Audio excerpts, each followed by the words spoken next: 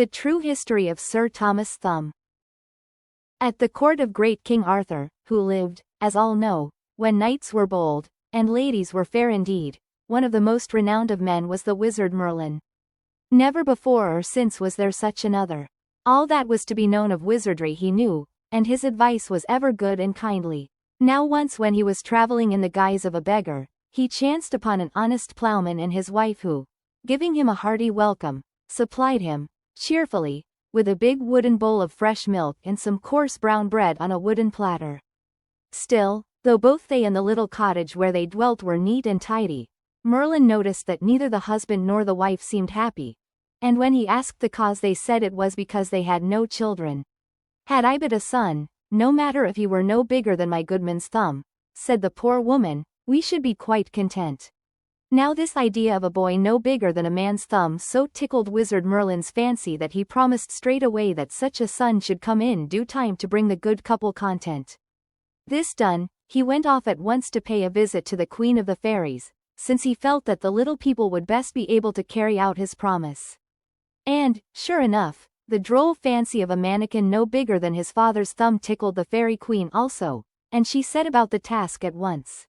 So behold the plowman and his wife as happy as king and queen over the tiniest of tiny babies.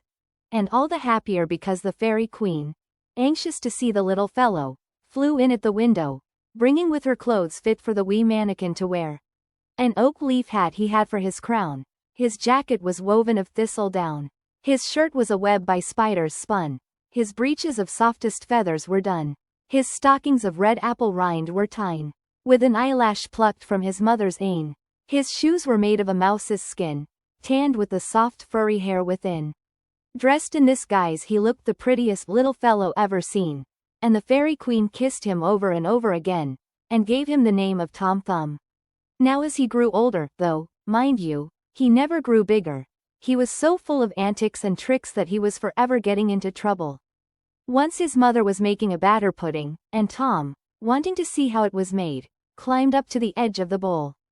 His mother was so busy beating the batter that she didn't notice him, and when his foot slipped, and he plumped head and ears into the bowl, she just went on beating until the batter was light enough. Then she put it into the pudding cloth and set it on the fire to boil. Now the batter had so filled poor Tom's mouth that he couldn't cry, but no sooner did he feel the hot water than he began to struggle and kick so much that the pudding bobbed up and down, and jumped about in such strange fashion that the plowman's wife thought it was bewitched, and in a great fright flung it to the door. Here a poor tinker passing by picked it up and put it in his wallet. But by this time Tom had got his mouth clear of the batter, and he began holla'ing, and making such a to-do, that the tinker, even more frightened than Tom's mother had been, threw the pudding in the road, and ran away as fast as he could run. Luckily for Tom, this second fall broke the pudding string and he was able to creep out, all covered with half-cooked batter, and make his way home, where his mother, distressed to see her little dear in such a woeful state, put him into a teacup of water to clean him, and then tucked him up in bed. Another time Tom's mother went to milk her red cow in the meadow and took Tom with her, for she was ever afraid lest he should fall into mischief when left alone. Now the wind was high, and fearful lest he should be blown away, she tied him to a thistle head with one of her own long hairs, and then began to milk. But the red cow, nosing about for something to do while she was being milked, as all cows will, spied Tom's oak leaf hat, and thinking it looked good, curled its tongue round the thistle stalk and there was Tom dodging the cow's teeth, and roaring as loud as he could. "Mother! Mother! Help! Help! Lawks a mercy me!" cried his mother. "Where's the child got to now? Where are you, you bad boy?" "Here," roared Tom, in the red cow's mouth. With that his mother began to weep and wail, not knowing what else to do, and Tom, hearing her, roared louder than ever. Whereat the red cow, alarmed, and no wonder, at the dreadful noise in her throat, opened her mouth, and Tom dropped out, luckily into his mother's apron. Otherwise he would have been badly hurt falling so far. Adventures like these were not Tom's fault.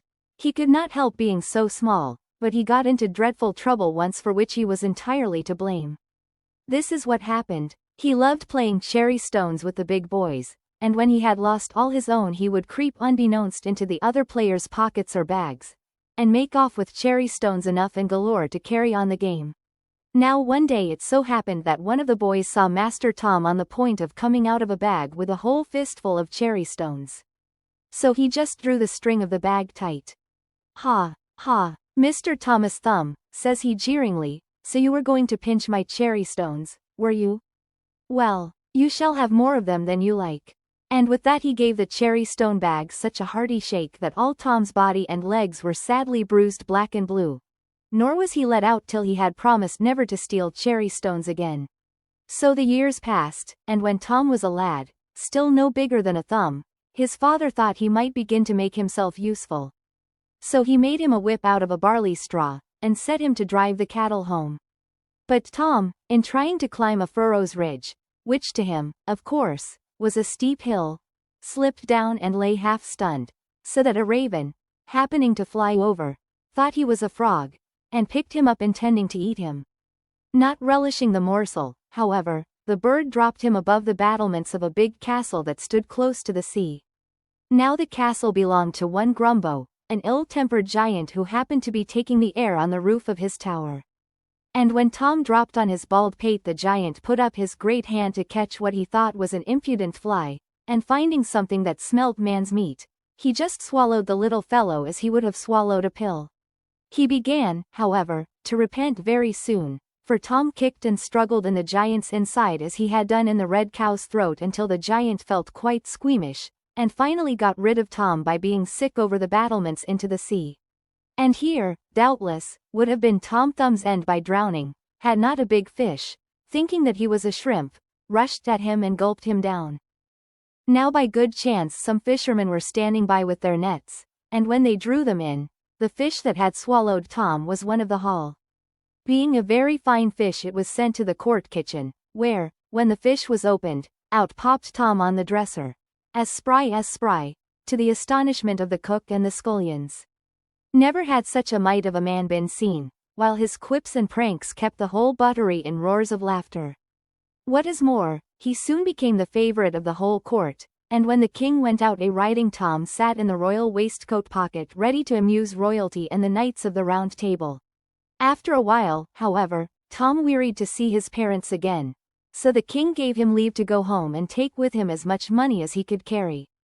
Tom therefore chose a threepenny bit, and putting it into a purse made of a water bubble, lifted it with difficulty onto his back, and trudged away to his father's house, which was some half a mile distant.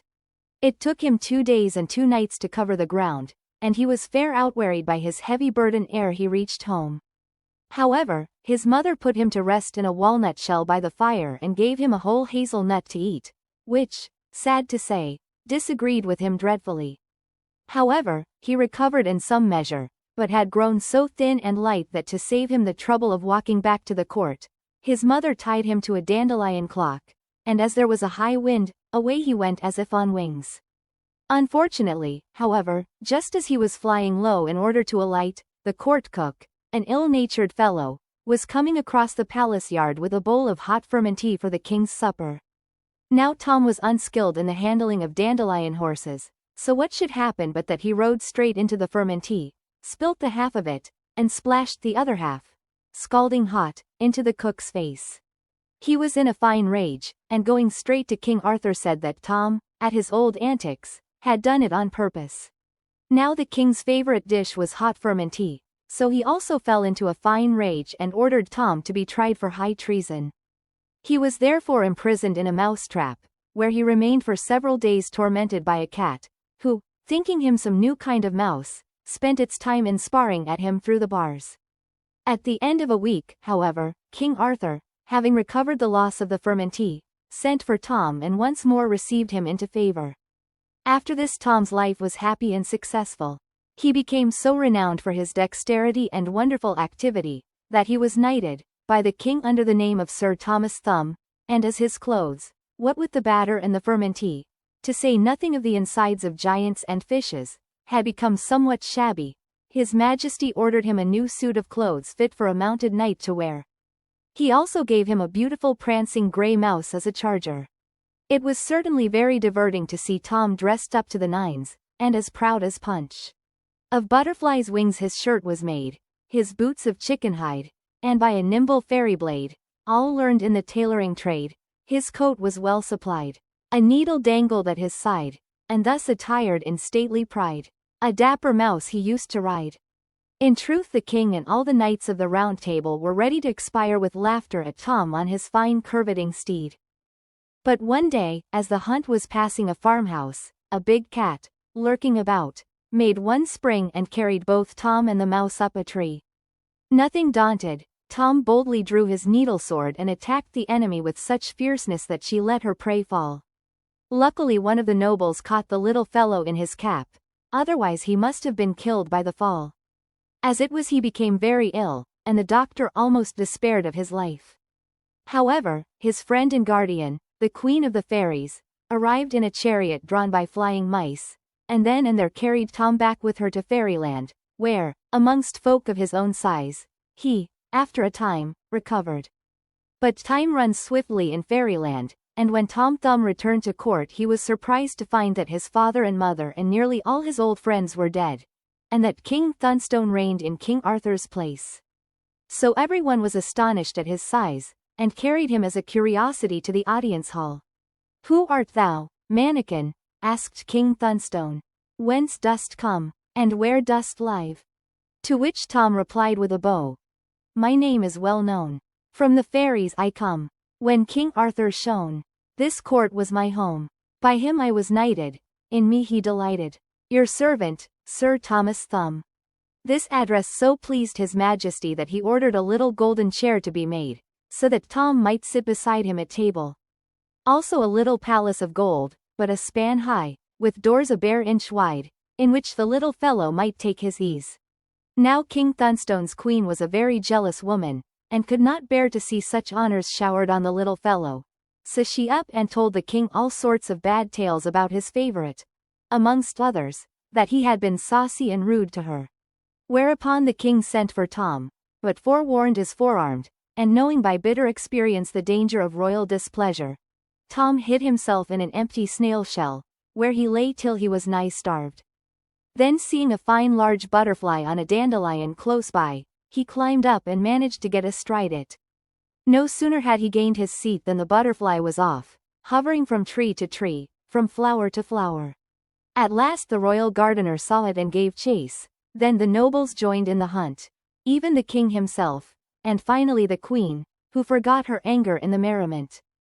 Hither and thither they ran, trying in vain to catch the pair, and almost expiring with laughter, until poor Tom, dizzy with so much fluttering, and doubling, and flittering, fell from his seat into a watering pot, where he was nearly drowned. So they all agreed he must be forgiven, because he had afforded them so much amusement. A spider one day attacked him.